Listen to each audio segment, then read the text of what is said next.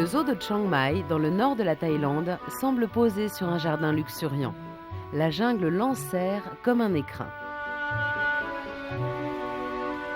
Un écrin, c'est ce qui convient au couple de pandas géants prêté par la Chine au zoo de Chiang Mai en 2004.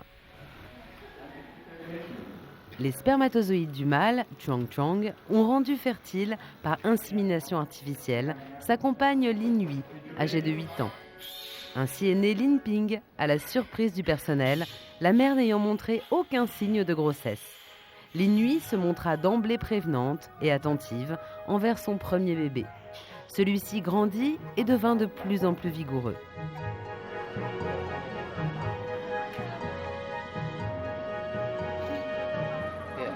Lin Ping devint vite la mascotte du zoo de Chiang Mai et mieux, une star nationale célébrée par les médias et adulée par le public.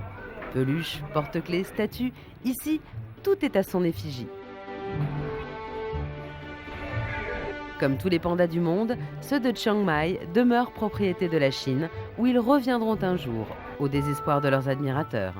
Comme le furent autrefois les compétitions de tennis de table, les prêts de pandas sont devenus l'un des instruments de la diplomatie chinoise. En attendant, Lin Ping règne sur la maison des pandas, où une foule vient l'admirer.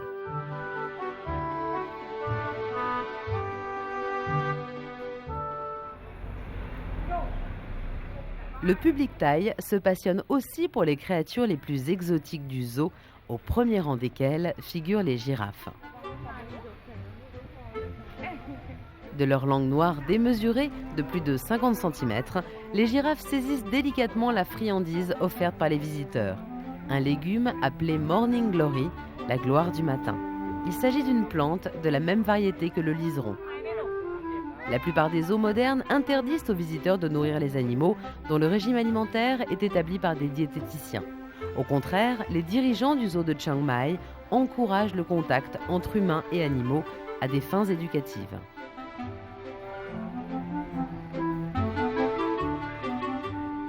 Pour des Asiatiques, l'exotisme absolu vient d'Afrique. Cependant, tous les animaux de ce continent ne sont pas égaux à leurs yeux. Le zèbre ou l'autruche font pâle figure à côté de la géante tachetée. Eux ne peuvent s'en remettre qu'aux soigneurs du zoo s'ils veulent manger à leur faim.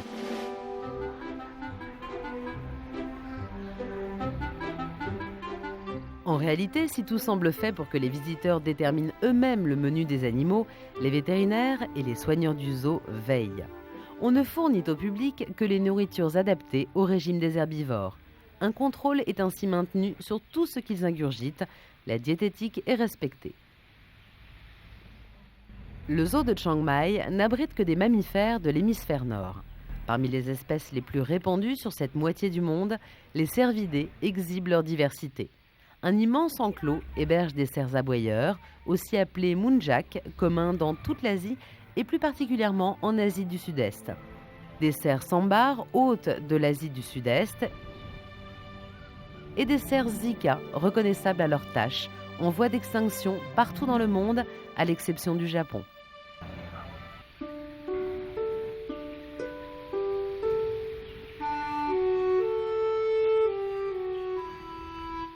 Pour les cervidés, le bain de foule s'achève après le repas offert par les visiteurs.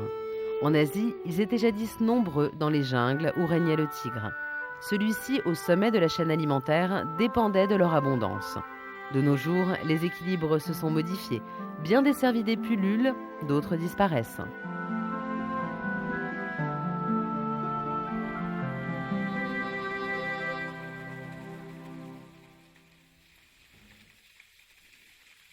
Dans la nature, la vie des hippopotames s'organise entre deux pôles d'attraction.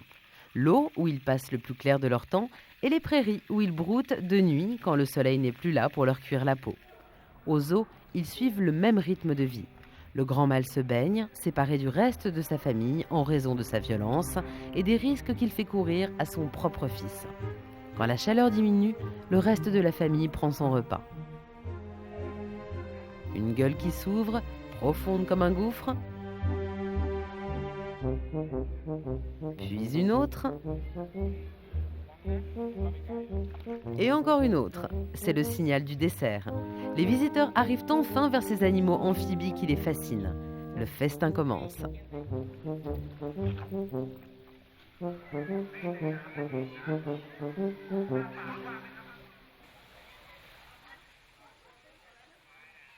Une nouvelle journée commence aux eaux de Chiang Mai.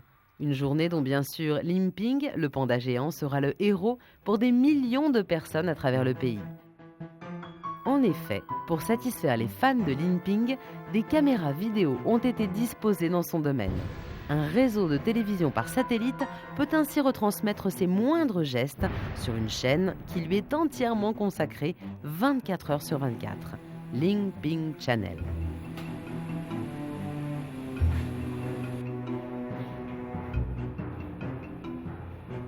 Une régie complète est disposée derrière la maison des pandas. Un technicien veille en permanence à ce que la star soit toujours filmée sous son meilleur profil. Depuis sa création, la chaîne de télévision de Limping rencontre un succès constant, notamment auprès des insomniaques qui peuvent passer des heures en particulier à le regarder dormir et retrouver ainsi leur propre sommeil. Une forêt dans la forêt, un écosystème intégralement reconstitué, c'est ainsi qu'apparaît la grande volière du zoo de Chiang Mai.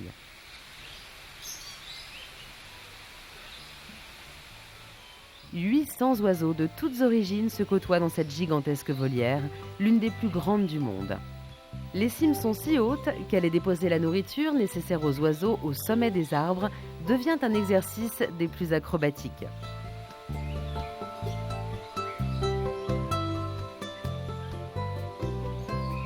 Les pigeons huppés d'Australie, eux, savent trouver leur nourriture au sol.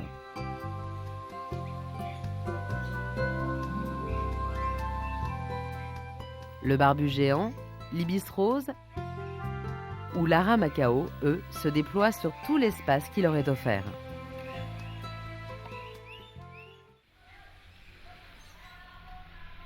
Non loin de là, sur une branche, une mère macaque à face rouge interdit à son fils d'importuner son jeune frère.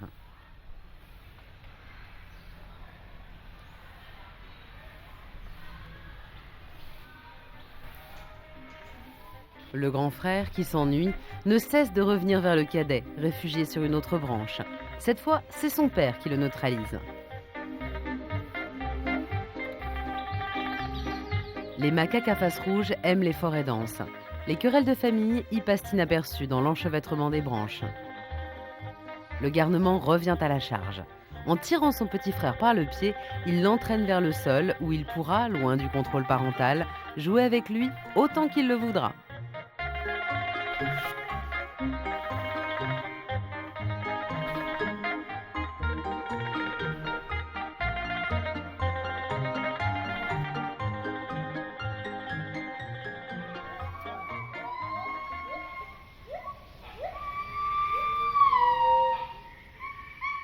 Ce chant, qui traverse l'espace comme un vent rapide, c'est celui des gibbons.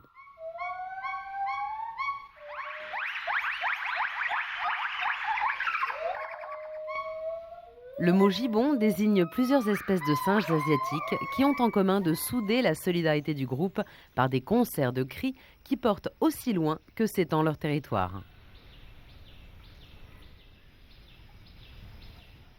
Aux zoo de Chiang Mai, les gibbons vivent sur une île plantée d'arbres et de structures qui leur permettent de démontrer leur talent d'acrobate.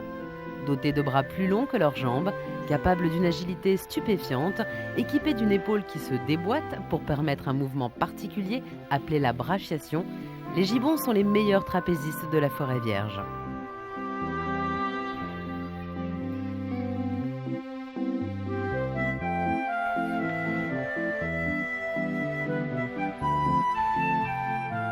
Chez les gibbons, la structure de base est celle de la famille, constituée d'un couple monogame et de ses enfants.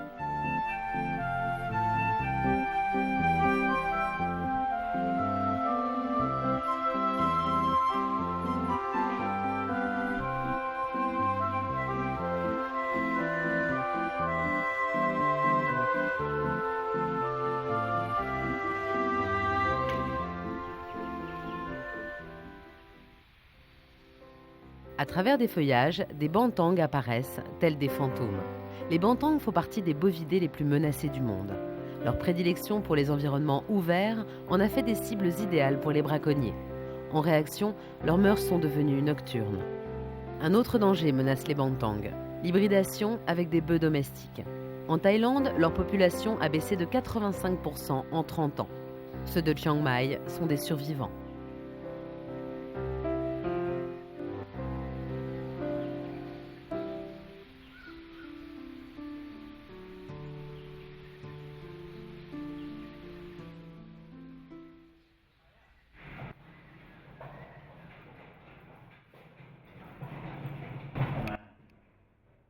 Limping est régulièrement toiletté.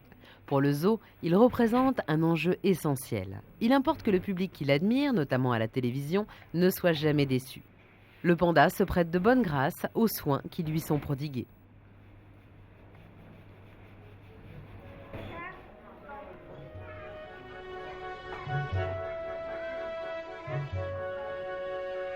Ainsi va la vie d'un panda. Dormir, manger, se faire admirer. Il en sera encore ainsi pour quelques années, jusqu'à ce que la Chine rappelle vers sa patrie l'un de ses enfants les plus célèbres.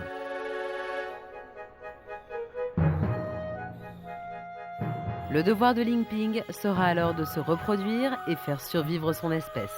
Il faudra que s'accomplisse encore, grâce à lui, le miracle de la naissance.